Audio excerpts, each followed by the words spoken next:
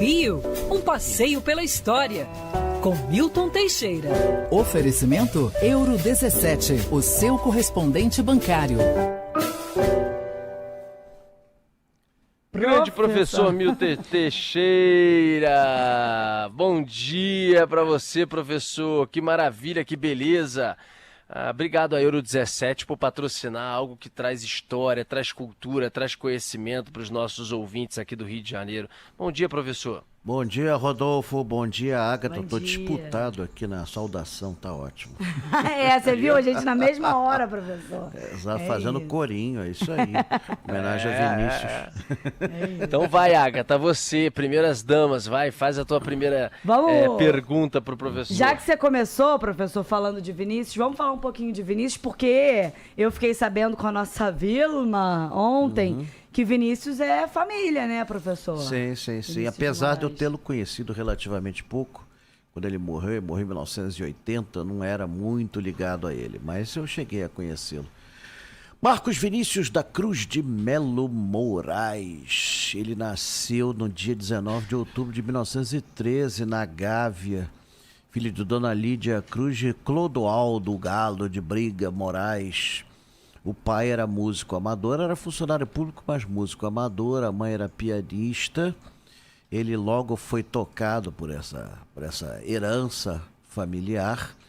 E a partir de 1916, ele vai morar em Botafogo, na Rua Voluntários da Pátria, onde ele conhece a família Tapajós de músicos, compositores, e se alia a eles.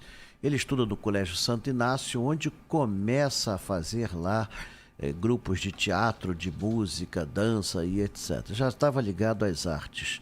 Estudou Direito, formando-se, depois entrou para o Itamaraty, onde foi adido cultural em vários países, era uma figuraça. Foi um dos caçados pela ditadura militar de 1968. Em 1968 houve uma limpa geral no Itamaraty, ele foi um dos punidos, depois foi reabilitado em 2010, ganhou o grau de embaixador e tudo mais, mas na época que ele foi punido, ele viveu, pouca gente sabe, Vinícius de Moraes foi um grande diplomata brasileiro, ele tinha muito orgulho dessa cadeira, e basta dizer que a única vez que ele pensou em suicídio foi quando foi caçado como diplomata. Então, mas afora aí... Poetinha, né, professor? E poetinha, né? Sempre foi poeta, sempre escreveu muito, sempre foi de um lirismo muito grande, compositor. Isso começou com a família Tapajós. Ele, em 1956, vai conhecer um garoto de 29 anos que era pianista no Bar Vilarinho, um tal de Tom Jobim. Vinícius fez o roteiro de uma peça, Orfeu da Conceição, e que seria filmado depois por Alberto Camus na França, que aliás o Orfeu do Carnaval, o Orfeu Negro. A peça devia iniciar no Teatro Municipal. A peça foi um fracasso completo, mas acontece que a parceria rendeu até o fim da vida. Pra você ter uma ideia, o Vinícius ele chegou a compor mais de 300 músicas.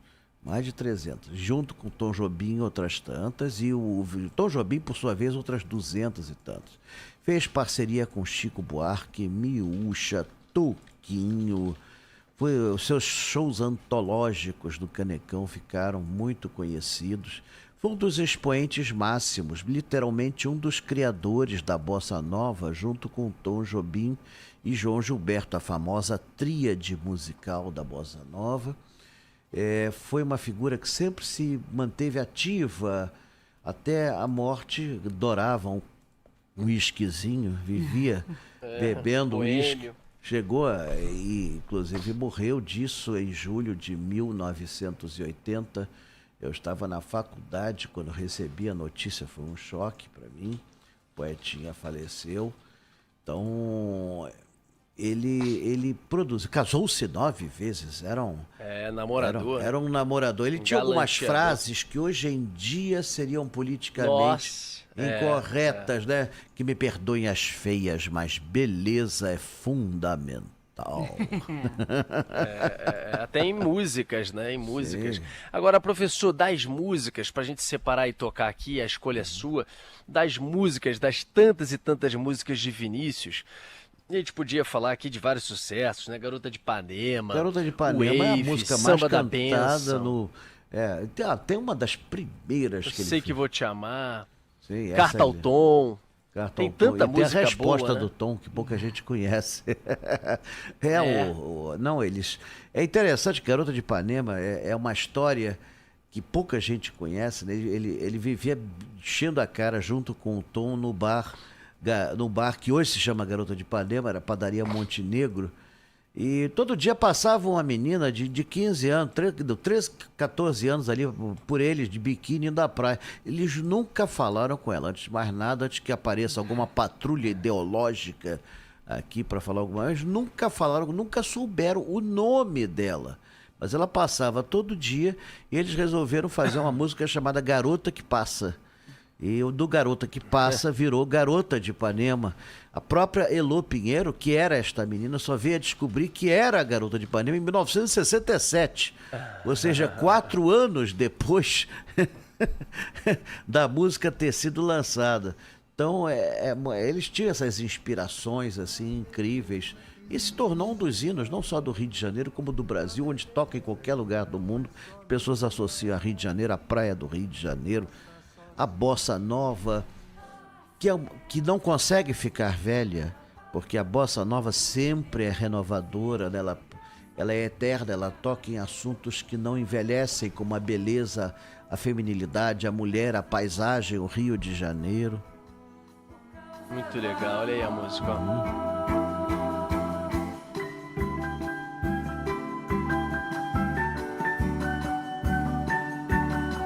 Essa batida da bossa nova, né, professor? Isso foi uma inovação, né? Sim, foi uma mundo, batida né? minimalista, né? A famosa história, um banquinho e o violão. Até então você tinha orquestra, tinha tudo. Até então as pessoas soltavam vozeirão. Tudo bem, tinham vozeirões lindos aqui no Brasil. Elisete Cardoso, a grande amiga deles, assim, foi a primeira a gravar as músicas deles, mas ela não tinha esse tom da bossa nova, né? Ela era ainda da época do samba choro. A Elisete, aliás, morou... Na música de Carta ao Tom, né? Sim, era vizinha do Tom. Era vizinho. O prédio que eles moravam na Nascimento Silva é tombado pelo patrimônio histórico. Morava ali o pintor Carlos Leão, que pintava nua a filha do Vinícius, Suzana de Moraes. Era assim um prédio importante. 4 andares, morava a Elisete, morava o Tom, morava o pintor Carlos Leão. Então tinha isso. Aliás, ele teve 9 casamentos, 5 filhos, só tem 2 meninas vivas. Eu conheci mais foi a Suzana. Nascimento Silva 107, você ensinando pra Elisete as canções de canção, amor demais.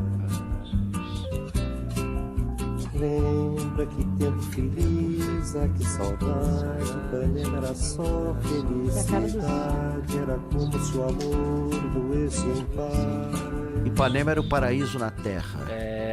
O Ipanema era a República dos Estados Unidos de Ipanema. Não tinha censura, não tinha polícia, não tinha ditadura.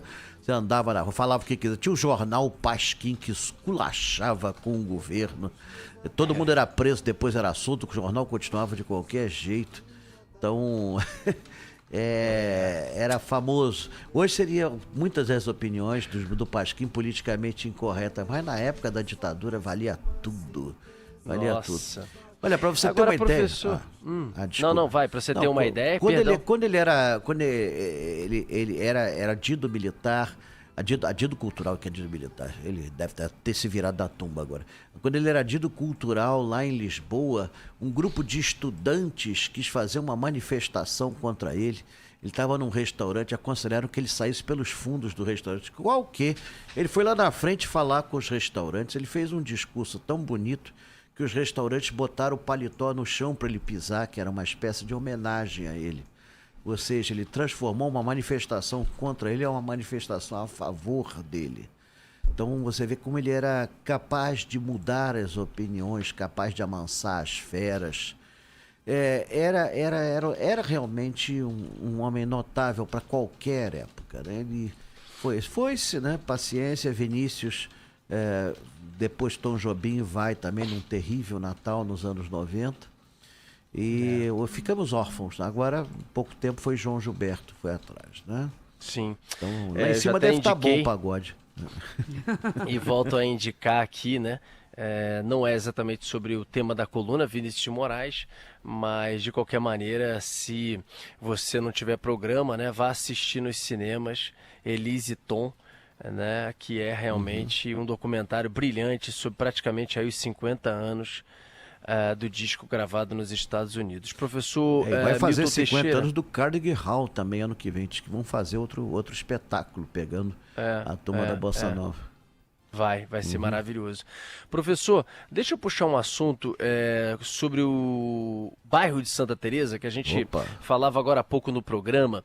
Né? Eu queria que você trouxesse para a gente a história de Santa Teresa. Quando que a gente começa a ocupar Santa Teresa, né? A subida de muitos, inclusive ali debaixo do centro para Santa Teresa, casas, mansões, o próprio bondinho. Quando que o bondinho de Santa Teresa chega mesmo ao bairro? Conta pra gente um pouco desse bairro que está tendo uma festa esse final de semana. Para quem não conhece, tendo uma feira super legal. Para quem não conhece Santa Teresa é classificada como centro, mas não tem nada de centro. Santa Teresa é Santa Teresa, é um bairro à parte dentro do Rio de Janeiro, é um bairro medieval dentro da cidade do Rio de Janeiro, muito interessante. Não é dos mais antigos, apesar dali ter um convento do século XVIII, ali era o Morro do Desterro. Em 1726, o aqueduto da Carioca passou por ali para conduzir água ao Rio de Janeiro, da nascente do Rio Carioca, que é ali no morro. Mas o bairro em si ocorre depois de uma epidemia de febre amarela. Em 1849, você tem essa epidemia que era transmitida por um mosquito, um tal de Aedes aegypti. E um proprietário, o Joaquim Fonseca Guimarães, ele tinha uma fazenda ali no topo, ele loteia a fazenda e convence os vizinhos a fazer o mesmo, e aí, em 1850 surge o bairro de Santa Teresa. Santa Teresa está a uma certa altitude do solo, ninguém sabia por que a doença não chegava ali. Hoje nós sabemos que o mosquito, o Aedes aegypti, não é capaz de grandes voos. Então, por isso que as pessoas lá ficavam imunes. E muitos estrangeiros foram para lá, principalmente portugueses, espanhóis, franceses, que deu um colorido todo especial ao bairro. Em 1877, foi inaugurado um elevador a vapor e uma linha de bondes inicialmente puxada a burro, como Santa Teresa é uma subida de lascar. Eram 4 burros para subir, e depois, indo até o Silvestre, levava lá em cima, quando então soltava os burros e o bonde descia por gravidade. No final do dia, os burros eram trazidos lá de cima para baixo, senão ia ficar uma burrada danada. Mas é um bairro de casas, de residências luxuosas, de mansões e também de comunidades, assim, de bares, restaurantes, ateliês de arte.